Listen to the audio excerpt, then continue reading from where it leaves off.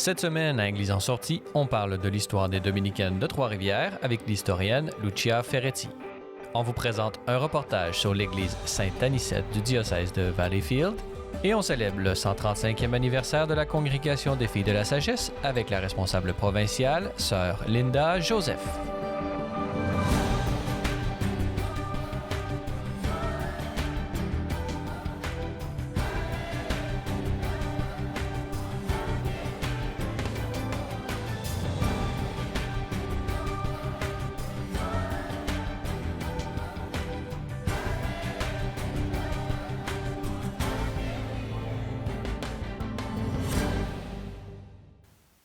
Bonjour, mesdames et messieurs, et bienvenue à Église en sortie. Aujourd'hui, à l'émission, nous allons d'abord parler d'une communauté religieuse bien de chez nous. Et pour nous en parler, nous avons avec nous par visioconférence Lucia Ferretti. Bonjour. Bonjour. Lucia Ferretti, vous êtes historienne, professeure à l'Université du Québec à Trois-Rivières. Vous êtes également auteur de nombreux ouvrages, dont celui que j'aimerais parler avec vous aujourd'hui. Histoire des Dominicaines de Trois-Rivières, c'est à moi que vous l'avez fait, publié aux éditions du Septentrion.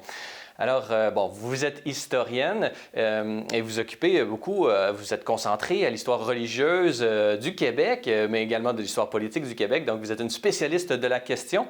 Mais spécifiquement sur les sœurs, parlez-nous, cette communauté religieuse à Trois-Rivières, parlez-nous de son histoire.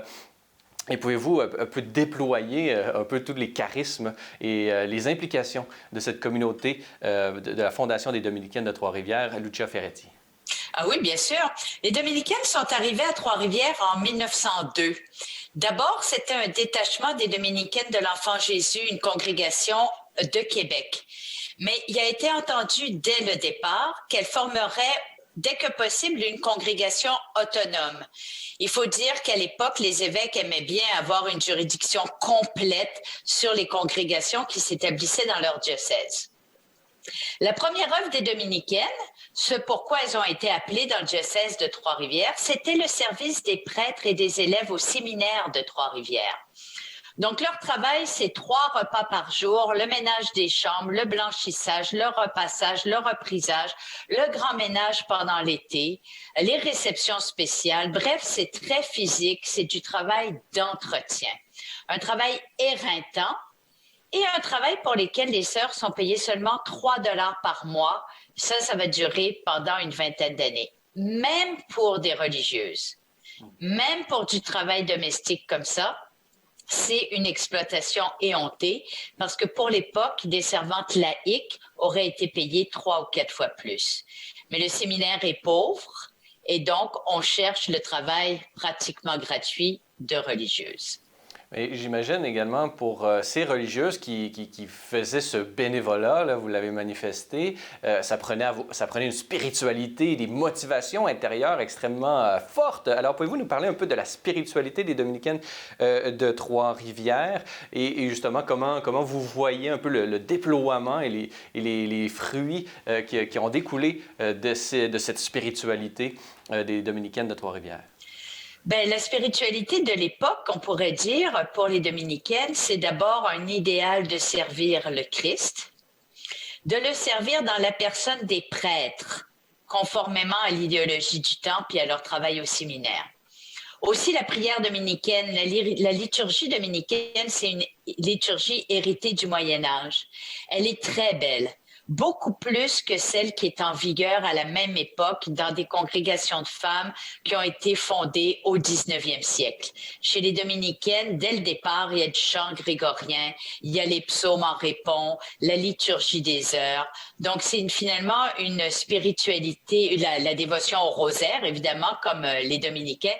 C'est une spiritualité qui permet la respiration, on va dire. Elles vont 7 fois par jour à la chapelle pour la messe ou pour la liturgie des heures. Aussi, leur règle, c'est la règle de Saint-Augustin. C'est une règle qui a défié les siècles. Donc, c'est une règle qui est adaptée à la vie en communauté. C'est pas une règle tatillonne. comme ont pu l'être les règles de congrégation séculière fondées au 19e siècle. Alors, c'est beaucoup ça qui les tient, les sœurs, hein? La beauté de la liturgie, une spiritualité d'idéal, de servir le Christ dans la personne des prêtres. Il y a aussi quand même l'idée qu'elles auront bientôt leurs œuvres à elles. Elles ne seront pas seulement des employées du séminaire, mais dès que possible, elles pourront avoir leurs œuvres. Donc, la spiritualité dominicaine, c'est ça, c'est une spiritualité belle, ancienne et qui laisse respirer. Pouvez-vous nous en dresser un portrait statistique dans ces plus belles années, si j'ose dire, et parlez-nous un peu comment va se déployer un peu ce charisme à travers l'histoire du 20e siècle, peut-être même nous relater le Concile Vatican II lui-même, sa réception et les différentes transformations qui vont en résulter. Oui, ben d'abord pour parler des œuvres. Alors, dans le plus grand déploiement, on peut dire de 1910 jusqu'aux années 60, pendant à peu près un demi-siècle, les œuvres, c'était essentiel, c'est toutes des œuvres d'hospitalité. C'est-à-dire des établissements pour garçons, crèches, orphelinats, patronage. À Trois-Rivières, il y avait les trois. Des œuvres de service au séminaire, c'est sûr. Dans les institutions d'enseignement pour frères, du genre ce que je vous ai décrit tout à l'heure, cuisine, buanderie, enfin l'entretien domestique. Elles ont eu quand même un jardin de l'enfance à Shawinigan. Ça, c'est une petite école. Et lorsqu'elles ont accepté des œuvres en dehors du diocèse de Trois-Rivières, c'était souvent au service des pères dominicains. Elles ont eu aussi pendant un bref temps un orphelinat pour filles à Hall.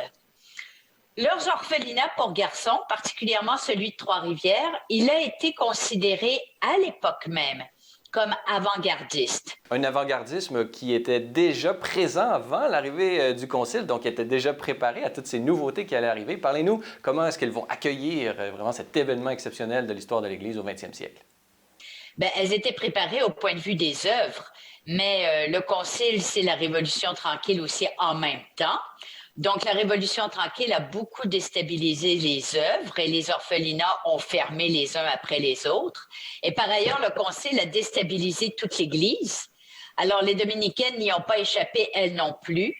Elles ont dû refonder leurs œuvres, mais en plus, elles ont eu à vivre une union avec les dominicaines de l'Enfant Jésus de Québec, la congrégation dont elles s'étaient détachées au début du siècle. Par ailleurs, tout ce qui les concerne en tant que congrégation durant le Concile, ben là, il a fallu réinventer les œuvres, réinventer la vie religieuse, réinventer l'apostolat. Donc, comme dans toutes les congrégations, il y a des sœurs qui ont quitté. Les autres ont accepté toutes sortes d'essais, des vies dans une petite maison, la fin de la semi-claustration, des changements dans le costume, des nouvelles œuvres au service de la pastorale, du retour aux études pour du ressourcement spirituel. Elles ont accepté une mission au Rwanda dans l'université du Père Lévesque. Elles ont accepté des missions au Pérou. Ce qui fait que, oui, il y a eu du désarroi dans ces années 60 et 70, mais il y a eu quand même l'effervescence d'un nouveau départ. Et parlez-nous de cette communauté aujourd'hui. Comment peuvent-elles nous inspirer, toutes ces femmes et toutes ces vies données? Vous savez que les dominicaines, comme les autres religieuses, ne prennent leur retraite que très, très tard. Hein? Ce ne sont pas des femmes qui sont à la retraite. Mais aujourd'hui, comme la moyenne d'âge doit être autour de 90 ans et plus, c'est sûr qu'elles sont enfin retraitées. Je dis enfin parce qu'elles ont vraiment donné, tant qu'une religieuse est minimalement en santé et qu'elle peut faire quelque chose, c'est sûr qu'elle donne sa vie à l'Église, elle donne sa vie à des œuvres qui peuvent encore être utiles, vestiaires, etc., etc. Mais maintenant, elles sont tellement âgées, celles qui restent, qu'elles sont toutes à la retraite. Comment elles peuvent nous inspirer aujourd'hui? Je dirais qu'une chose m'a frappée quand j'ai écrit leur histoire, c'est que c'est pas des femmes nostalgiques du passé. Pas du tout. Elles ont vu de beaucoup trop près les misères des enfants pauvres, hein, et les insuffisances de la société au long du 20e siècle. Et même si à l'époque, elles ne le ressentaient pas comme ça tout à fait, elles ont aussi subi l'exploitation et la condescendance de l'Église d'autrefois. Et ça, c'est quelque chose qu'elles ne regrettent pas du tout. Alors maintenant, dans l'Église, les relations ne sont pas encore parfaitement égalitaires pour les femmes, ça c'est clair, mais disons qu'elles sont moins condescendantes qu'autrefois, ça c'est très apprécié. Mais maintenant, nous, comme laïcs, essentiellement, ce qu'on peut faire comme société, c'est faire ce qu'elles ont fait, c'est-à-dire ne pas accepter que les enfants n'aient pas d'enfance. Et s'il y a une priorité sociale, aujourd'hui comme autrefois, comme à toutes les époques, c'est de diminuer les inégalités qui font que les enfants, malheureusement, vivent parfois dans des milieux qui ne sont pas propices à leur protection ou à leur développement. Et donc, à l'époque, les sœurs, elles ont soulagé les enfants. Et maintenant, je pense que aujourd'hui, comme autrefois, on doit miser sur la jeunesse et faire en sorte que, comme elles, à leur époque, avec les moyens du temps, avaient tout mis en œuvre pour la protection de la jeunesse, eh bien, essayer de faire comme ça aujourd'hui aussi. Et c'est vraiment une belle inspiration pour notre société qui, on le sait, lorsque le déconfinement aura lieu, il y aura beaucoup de séquelles chez cette jeunesse. Alors, vraiment centrer l'ensemble des efforts de la population pour cette jeunesse montante, c'est vraiment quelque chose qu'on peut retenir de ces dominicaines de Trois-Rivières, dont vous avez écrit une certaine biographie, pourrait-on dire, publiée aux éditions du Septentrion. Histoire des dominicaines de Trois-Rivières, c'est à moi que vous l'avez fait. Lucia Ferretti, je rappelle à nos téléspectateurs que vous êtes historienne, professeure à l'Université du Québec à Trois-Rivières, et nous étions réunis pour parler de la vie donnée de ces femmes au 20e siècle et qui peuvent encore nous inspirer. Alors, merci beaucoup d'avoir été avec nous. Merci à vous de m'avoir invité. Au revoir. De notre côté, on va aller voir un épisode de la série À la découverte du patrimoine. On se rend aujourd'hui dans le diocèse de Valleyfield à la découverte de l'église de Sainte-Anicette.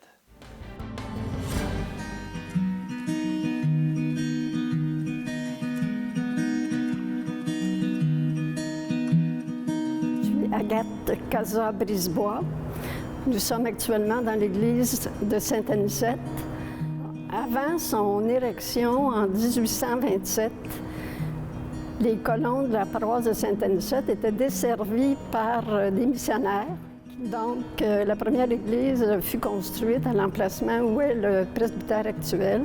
Au début des années 1880, la population augmentait rapidement.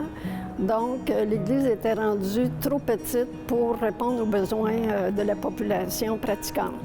C'est donc à ce moment, dans les années 80, que l'évêque de Montréal, Monseigneur Fabre, donna l'autorisation de construire la deuxième église. Le curé en place rêvait beaucoup pour sa paroisse. Et comme il était déjà question de subdiviser le diocèse de Montréal, lui, il rêvait que Sainte-Anicette devienne le siège épiscopal du nouveau diocèse. Donc, c'est ce qui explique en gros pourquoi on se retrouve avec une si grande église.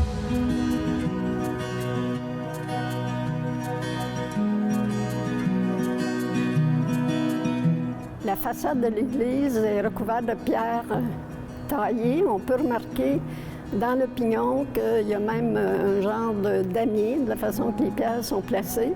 Et les autres murs extérieurs sont recouverts de pierres des champs. Donc, c'est vraiment les colons ou les cultivateurs du temps qui apportaient les pierres et qui ont participé aussi à la construction de l'église.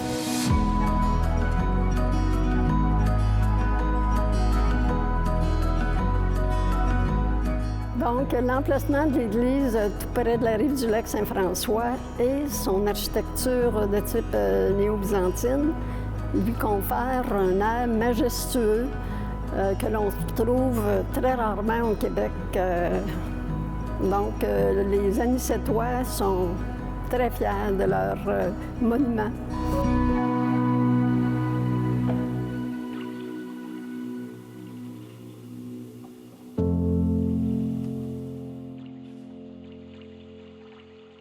Donc, cette architecture d'influence orientale se caractérise par un dôme que l'on retrouve sur le toit. On nous dit que c'est souvent ce qu'on voit du Québec quand on vient de l'Ontario. C'est la première chose qu'on voit, là. Et ça a souvent été un repère aussi pour les bateaux.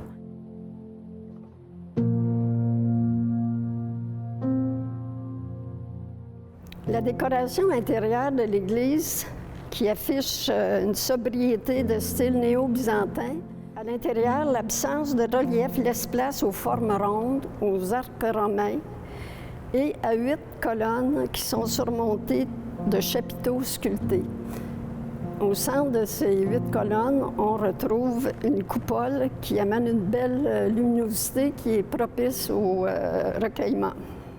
Une grande partie de l'ameublement de l'église vient de l'église Saint-Jean-Baptiste de Montréal. Ici, on parle du maître-autel, des autels latéraux, de la chaire et des confessionnaux. Saint-Anicette a hérité de ces beaux éléments parce que ça fait partie des plus beaux éléments de l'Église.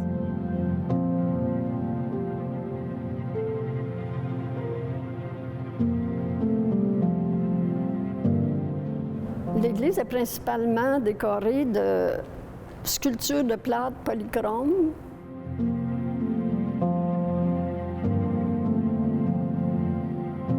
Un des éléments qui attire le plus l'attention dans l'Église, c'est un tableau de l'artiste Joseph Scherer qui représente Sainte-Anicette avec Saint Polycarpe.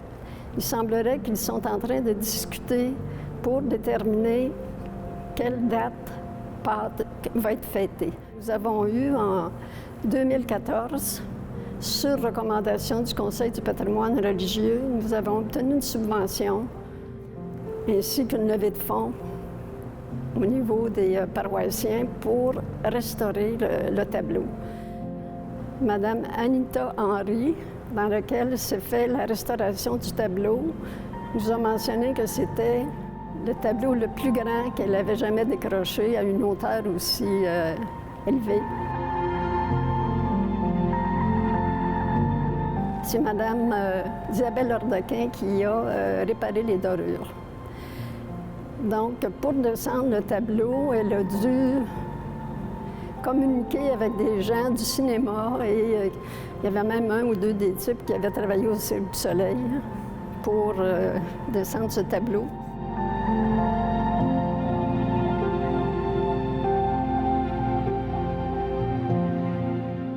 L'église a été vendue pour la somme significative d'1 $ à la municipalité qui en a pris possession pour transformer la nef en centre communautaire. Je pense que c'était l'idéal qui pouvait se produire pour la paroisse parce que ça assurait le maintien, la conservation de l'Église. Je pense que ce jumelage nous ramène quelques années en arrière où l'Église jouait un rôle qui était plus communautaire que ce qu'elle joue aujourd'hui. Donc, ce jumelage avec la municipalité ramène une certaine pratique, si on veut, de communautaire et religieux.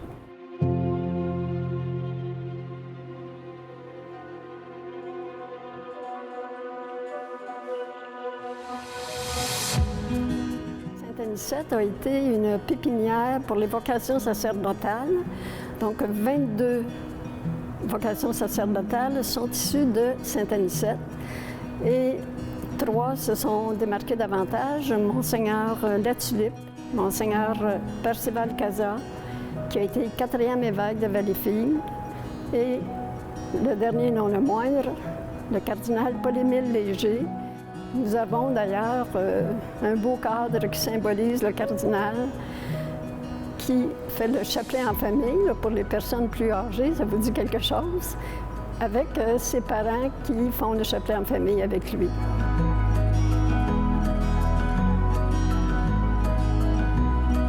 Je pense que le patrimoine religieux, aujourd'hui, fait encore partie de ce qu'il y a encore au niveau architecture le plus de valeur au Québec. Puis je pense que si je reprends la pensée des enfants d'école ici, on parle plus de l'église, on parle du château. Ça exprime un petit peu la valeur que la population peut donner à ce bâtiment.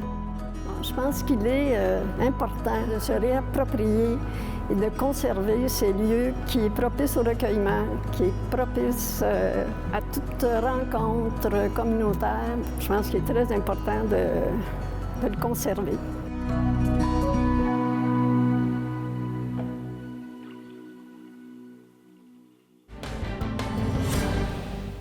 Dans cette troisième partie d'émission, nous allons parler de la Congrégation des filles de la sagesse et de leur 135e anniversaire. Et pour nous en parler, nous avons avec nous sœur Linda Joseph. Bonjour. Bonjour, bonjour, Monsieur Denis, ça fait plaisir.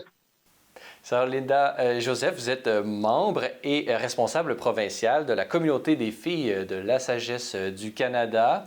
Et nous sommes réunis pour parler de l'histoire de votre congrégation qui fête cette année son 135e anniversaire, raison pour laquelle vous avez également commandé ce livre auprès d'historiens chevronnés, Chantal Gauthier et France Laure, qui ont écrit ce livre, Le désir de servir, les filles de la sagesse du Canada, 1884-2018, publié aux éditions Carte Blanche. Alors, j'aimerais justement discuter de votre congrégation, son histoire. Parlez-nous un peu justement de cette histoire de la fondation des filles de la sagesse. Eh bien, tout d'abord, je pourrais vous dire que c'est une congrégation française. Nous sommes nés en France en 1703, à Poitiers. Alors, c'était un jeune prêtre d'à peu près 28 ans qui, nouvellement ordonné, qui était aumônier à l'hôpital de Poitiers. Mais hôpital, il faut s'entendre, ça veut dire un refuge pour tous les indésirables de la société de ce temps-là. Alors, tous les gens dysfonctionnels étaient regroupés et puis, donc, on appelait ça, c'était un refuge, un hospice, si tu veux, on appelait ça hôpital. Et puis, une jeune femme, adolescente, 17 ans, qui était de la classe moyenne, mais qui faisait du bénévolat à l'hôpital, qui a rencontré le prêtre, qui s'est confessé, qui lui a dit « Qui vous a envoyé à moi? » Elle a dit « Mais c'est ma sœur. » Il dit « Non, c'est la Sainte Vierge. » Et il faut le dire, justement, ce prêtre, il s'agit d'un saint maintenant canonisé, Saint Louis-Marie Grignon de Montfort, qui va fonder en compagnie de cette première religieuse, cette congrégation qui va prendre son expansion, qui va se déployer en France et éventuellement venir ici même au Canada. Alors parlez-nous de cette congrégation, l'arrivée au Canada, l'intuition qui était derrière et comment ça s'est implanté ici. Alors c'est ça. Alors donc, avec le charisme, la spiritualité, alors donc les pauvres, la sagesse. Alors, tous les deux, Montfort et Marie-Louise, avaient un jour rêvé du Canada. Mais un jour, les Montfortins, qui avaient été invités au Canada, avaient fondé un orphelinat agricole au nord de Montréal, dans un petit village qu'ils ont appelé Montfort. Et puis, alors, ils avaient besoin, avec tous ces petits orphelins, ils avaient besoin des sœurs pour le soutien de l'œuvre, prendre soin de ces petits orphelins, la cuisine, la buanderie, l'éducation, la pharmacie, tout. Alors, c'est comme ça qu'ils ont fait appel aux filles de la sagesse. Les filles de la sagesse sont arrivées au mois de septembre 1884. 7 filles de la sagesse. Et puis, ils ont commencé, alors, dans des conditions absolument... C'était pas une croisière à traverser l'Atlantique à ce moment-là. Et puis, c'était pas des beaux chemins pavés comme on a aujourd'hui pour se rendre jusque-là non plus. Alors, elles ont fait ça. Elles ont souffert beaucoup du froid, évidemment, de l'isolement, de l'éloignement de la patrie, de leur famille, des manques de communication, du manque d'adaptation parce que les vêtements puis le chauffage, bon, c'était à peu près nul. Les maisons n'étaient pas isolées. Alors, mais elles ont fait, puis elles ont servi, se sont occupées de ces enfants-là et très vite, elles ont été en demande pour aller un peu partout pour l'éducation, pour le soin des malades, pour les orphelins, etc., etc. Parlez-nous comment, bon, je sais que votre humilité va peut-être vous empêcher de répondre correctement à ma question, mais si on pouvait s'inspirer, selon vous, de la société d'aujourd'hui en 2021, comment peut-elle s'inspirer du don de soi et du don de la vie de toutes ces femmes qui ont fait partie de votre communauté aujourd'hui en 2021? Comment peuvent-elles nous inspirer aujourd'hui, selon vous? Bien, moi, il y a 3 choses qui me viennent à l'idée. La première chose, c'est l'amour. C'est l'amour qui donne un sens à notre vie. Et si ces sœurs-là se sont données comme elles se sont données, c'est parce qu'il y avait un amour qui brûlait au cœur. Elles aimaient quelqu'un, puis elles voulaient le montrer, puis elles aimaient le monde avec qui elles travaillaient. Et puis ça les a rendues heureuses. La deuxième chose, c'est les relations. Et les relations, parce que ce qu'on a fait là, on ne l'a pas fait tout seul. On l'a fait avec du monde, avec du vrai monde, qui nous ont accueillis, qui ont cru en nous, qui nous ont soutenus et avec lesquels on a collaboré. Et puis qui nous ont poussés à devenir meilleurs. Puis à cause de cette solidarité, cette collaboration, on est devenus de meilleures filles de la sagesse. On a pu vivre notre spiritualité et notre charisme encore à plein. Alors, merci à toutes ces personnes qui nous ont accueillis et qui nous ont aidés. Et la troisième chose, ce n'est pas une chose, c'est peut-être le plus important, c'est Dieu, le Christ.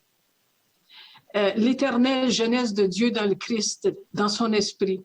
C'est Dieu qui appelle. Puis Dieu nous appelle, puis il appelle tout le monde, tout le temps, tous les jours, jusqu'au bout. Et puis, moi, je ne peux pas croire que Dieu n'appelle plus quelqu'un maintenant. Il nous appelle tous à quelque chose, à donner le meilleur de nous-mêmes. Et puis, toutes ces relations à bâtir, cette vie à donner, il nous appelle à être avec lui, puis être heureuse, à être heureux, puis à aimer. Et puis, moi, je dis bien, il y a encore de la place pour ça aujourd'hui. Il y a encore de la place pour le désir de servir. Alors, en résumé, les filles de la sagesse ne se sont pas engagées pour donner l'exemple ou bien pour faire carrière ou se réfugier dans la vie religieuse, mais pour aimer et servir. Et puis, le Christ sagesse les a toujours soutenues. Comme mon frère et Marie-Louise disent, le bras de Dieu n'est pas raccourci.